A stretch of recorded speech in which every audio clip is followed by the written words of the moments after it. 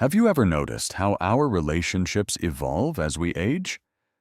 While we often focus on connections with others, the relationship with ourselves becomes increasingly vital as years pass. Today, I want to explore why self-confidence is truly your most reliable companion in your later years. A fascinating 80-year Harvard study on adult development revealed something profound. While good relationships are crucial for happiness, your relationship with yourself forms the foundation for everything else. Dr. Susan Krauss-Whitbourne from the University of Massachusetts found that elderly individuals with strong self-confidence experienced 60% lower rates of depression compared to those who primarily relied on others for their sense of worth. This wisdom isn't new. Consider the ancient story of Avalokiteshvara Bodhisattva. A devotee once visited a temple, seeking divine intervention for life's challenges. To his surprise, he discovered the Bodhisattva herself in prayer. When asked why a divine being needed to pray, Avalokiteshvara replied simply, "Even I have my difficulties." This profound exchange teaches us that ultimately, we must develop our inner strength rather than constantly seeking external support. This wisdom transcends cultures. The Greek philosopher Epictetus, who began life as a slave, taught that true freedom comes from within. Despite his physical bondage, he developed extraordinary mental resilience, writing, "Make the best use of what is in your power, and take the rest as it happens." His philosophy reminds us that regardless of external circumstances, our response remains within our control. Consider also the remarkable story of Kimani Maruge from Kenya, who at age 84 enrolled in primary school when the government introduced free education. Despite facing ridicule, he persevered, becoming the world's oldest primary school student. His determination shows us that self-belief can flourish at any age. Psychologists refer to this quality as having an internal locus of control, the belief that you influence your own outcomes rather than being at the mercy of external forces. Research shows that developing this internal locus becomes increasingly important as we age, particularly when facing health challenges or major life transitions. There's wisdom in the old saying, "Rely on a mountain, and the mountain may collapse. Rely on a person, and the person may leave." This isn't about rejecting help or isolating yourself. Rather, it's about building resilience and self-reliance that allows you to weather life's inevitable changes. How can we cultivate this self-confidence as we age? First, maintain physical health through regular movement that suits your abilities, whether walking, swimming, or gentle yoga. Second, continue learning new skills, which research shows strengthens cognitive function and boosts confidence. Third, develop mindfulness practices that help you recognize and manage emotions without being overwhelmed by them. Remember, developing self-confidence isn't selfish, it's necessary. When we're secure in ourselves, we can engage more authentically with others without unhealthy dependency. We become better partners, parents, and friends precisely because we don't burden others with the responsibility for our happiness. As you reflect on your own journey, consider the times when you've had to rely on your inner strength. What helped you persevere? What personal qualities sustained you through difficult moments? These reflections reveal your capacity for resilience, which only grows stronger when consciously cultivated. I'd love to hear your thoughts on building self-confidence as you age. What practices have helped you develop trust in yourself? Share your experiences in the comments below. Your insights might be exactly what another viewer needs to hear today. Beyond ourselves, the most significant relationship that shapes our experience of aging is undoubtedly with our life partner. The Harvard Adult Development Study, spanning over 8 decades and tracking hundreds of participants throughout their lives, revealed something profound. The single strongest predictor of health and happiness in old age wasn't wealth, fame, or career success. It was the quality of our intimate relationships. Dr. Robert Waldinger, the current director of this landmark study, noted that good relationships don't just protect our bodies, they protect our brains. Their research found that participants who were most satisfied with their relationships at age 50 were the healthiest at age 80, with sharper memories and lower rates of physical decline. What makes partnerships so vital as we age? It's the evolution of love itself. In youth, relationships often center around passion and excitement, what psychologists call limerent love. But Dr. John Gottman's research on couples who've been together for decades reveals something beautiful. Over time, this passionate love transforms into something deeper, a profound friendship characterized by mutual respect, shared history, and deep understanding. Consider the touching story of a husband caring for his wife with Alzheimer's. Despite her fading memory, he learned to play the piano specifically to comfort her, playing gentle melodies each morning. This daily ritual became their connection point even as words failed. What's remarkable isn't just his dedication, but how their relationship adapted to new circumstances while maintaining its core of love. This pattern of devotion appears across cultures. In Japan, there's the story of Miyoko and Hiroshi Kano, who survived the devastating 2011 tsunami together after 70 years of marriage.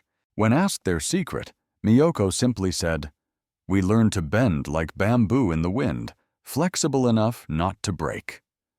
Their resilience came not from avoiding hardship, but from facing it together. Similarly inspiring is the story of David and John, who maintained their relationship for over 50 years, despite facing significant social prejudice as a same-sex couple. Their partnership survived not just because of love, but because they developed remarkable communication skills, something Dr. Helen Fisher's research identifies as crucial for relationship longevity. What predicts which relationships will thrive into old age? Dr. Gottman's research identified several factors. Maintaining a 5:1 ratio of positive to negative interactions, expressing appreciation daily, and turning toward each other's bids for connection. Those small moments when your partner seeks your attention or affection. The wisdom. Young people live for love, while the elderly live for gratitude, captures this evolution beautifully. As we age, relationships become less about grand romantic gestures and more about daily kindnesses, shared routines, and the comfort of having someone who truly knows you. This doesn't mean partnership is always easy. Every long-term relationship faces challenges, health issues, financial concerns, differing needs for independence and togetherness. What distinguishes lasting partnerships is not the absence of problems, but the willingness to face them together, to adapt and grow as circumstances change. As you reflect on your own relationship or the partnership you hope to build, consider what qualities will matter most as you age together. Research suggests it's not shared interests that predict longevity, but rather shared values, mutual respect, and the ability to manage conflict constructively. I'm curious. What do you value most in your relationship as you grow older together? Or what qualities would you seek in a partner for the journey ahead? Share your thoughts in the comments. Your perspective might offer valuable insight to others navigating similar paths. Children undoubtedly represent one of life's most profound blessings. They bring immeasurable joy, purpose, and love to our lives. Yet as we age, our relationship with our children necessarily transforms, and understanding this evolution is crucial for both our happiness and theirs. Research from Boston University on empty nest syndrome reveals something counterintuitive. While many parents anticipate depression when children leave home, Studies show that parental life satisfaction often increases during this transition. Dr. Karen Fingerman, who specializes in adult family relationships, found that parents who develop independent identities beyond their parental roles report higher levels of well-being in later life. This pattern varies significantly across cultures. In many Asian societies, for instance, multi-generational living arrangements remain common, with approximately 28% of Japanese elderly living with their adult children. By contrast, in the United States, only about 14% of older adults live with family members. Interestingly, research doesn't indicate that either arrangement inherently leads to greater happiness. What matters most is whether the living situation aligns with cultural expectations and personal preferences. British psychologist Sylvia Boorstein captured an essential truth when she noted, "A parent's love for their child is unconditional, without expecting anything in return." This sentiment resonates across cultures, though its expression varies widely. In Nordic countries, independence is cultivated early. Finnish children often begin walking to school alone by age 7, and parents view fostering self-reliance as an expression of love.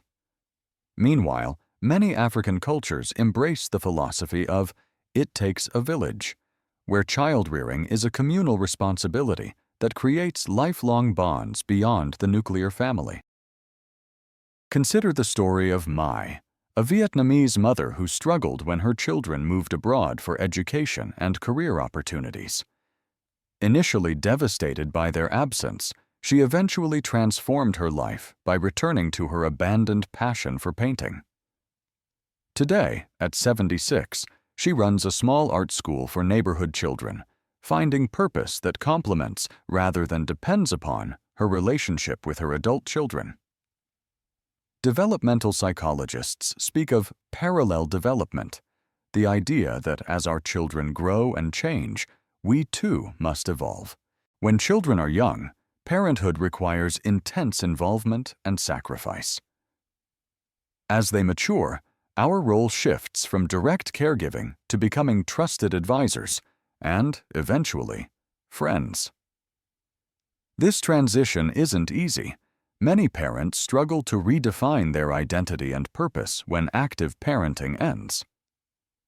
Research from the University of Michigan suggests that the healthiest parent-child relationships in later life share 3 characteristics: mutual respect for boundaries, open but not excessive communication, and reciprocity, where both parties give and receive support according to their abilities. Parents who maintain these balanced relationships report significantly higher life satisfaction than those who either become overly dependent on their children or completely disconnect from them. How can we cultivate this balanced relationship? First, develop interests and social connections independent of your children. Second, respect their autonomy. Resist the urge to offer unsolicited advice or make demands on their time. Third, communicate openly about expectations and needs, recognizing that these will change over time for both parties. Remember that allowing your children to forge their own paths isn't abandonment, it's the fulfillment of your most important job as a parent. As the Lebanese poet Khalil Gibran wrote, "Your children are not your children. They are the sons and daughters of life's longing for itself. You are the bows from which your children as living arrows are sent forth." What has been your experience with the changing relationship with your children as you've grown older? Or if you're younger, what have you observed in your relationship with your parents? Share your thoughts in the comments. Your perspective might help others navigating similar transitions. Now that we've explored each of the 3 pillars individually, self-confidence, partnership, and children, let's examine how they work together to create a stable foundation for a fulfilling life in our later years. Think of these pillars as a 3-legged stool. If one leg is significantly shorter or missing, the entire structure becomes unstable. Dr. Robert Waldinger, director of the Harvard Study of Adult Development, notes that loneliness kills. It's as powerful as smoking or alcoholism. Yet his research also reveals that blind dependence on others without self-reliance creates its own problems. The key finding from this 80-year study is clear. Balance between self-sufficiency and meaningful connection is the cornerstone of sustainable happiness. This balance is beautifully illustrated in the community practices of Okinawa, Japan, one of the world's blue zones, where people routinely live past 100 in good health. Okinawans maintain a concept called moai, social support groups formed in childhood that provide emotional, social, and even financial support throughout life. However, these deep connections exist alongside strong cultural values of self-sufficiency and personal responsibility. Each individual contributes to the community according to their abilities, maintaining dignity and purpose even into advanced age. Positive psychology offers us a useful framework called the Wheel of Life, which helps assess balance across different domains. When applied to our 3 pillars, this model encourages us to regularly evaluate. Am I investing too heavily in one relationship at the expense of others? Have I neglected my self-development while focusing on family? Am I maintaining meaningful connections while still honoring my need for independence? Consider the case of Elena, a 78-year-old former teacher. After her husband passed away, she initially became overly dependent on her adult children, calling them multiple times daily and expecting frequent visits. Recognizing this imbalance was creating tension, Elena worked with a therapist to strengthen her first pillar, self-confidence. She joined a community garden, rekindled old friendships, and developed new routines that gave her days structure and meaning. With her renewed sense of independence, Elena's relationships with her children actually improved. They could enjoy quality time together without the pressure of being her sole source of emotional support. Additionally, Elena began a friendship with a neighbor that eventually blossomed into companionship, not replacing her late husband, but providing a different kind of connection that enriched her life. Research from the University of California suggests that people who successfully balance these 3 pillars share certain habits. They maintain diverse social connections rather than relying exclusively on family. They continue learning and developing new skills throughout life. And they practice flexible thinking about roles and relationships, adapting to changing circumstances rather than clinging to outdated expectations. How can you evaluate and strengthen your own 3-pillar system? Start with honest assessment. On a scale of 1 to 10, rate your current satisfaction with each pillar. Where do you see imbalance? If one score is significantly lower than others, that area likely needs attention. Next, identify specific actions to strengthen your weaker pillars. If self-confidence needs development, consider learning a new skill or establishing a daily practice that builds independence. If partnership needs attention, commit to quality communication or shared experiences that deepen connection. If your relationship with adult children needs recalibration, practice respectful boundary setting while finding meaningful ways to stay connected. Remember that balance doesn't mean equal time or energy devoted to each pillar at every moment. Different life phases may require greater focus on one area temporarily. The key is mindfulness about these shifts, ensuring that temporary imbalance doesn't become permanent neglect. As we age, our needs and capabilities evolve, requiring periodic reassessment of our 3-pillar system. The resilience that comes from this balanced approach allows us to adapt to life's inevitable changes, whether health challenges, relationship transitions, or role adjustments, with greater grace and less distress. I'd love to hear your thoughts on balancing these 3 pillars in your own life. Which pillar currently feels strongest for you, and which might need strengthening? Share your reflections in the comments below.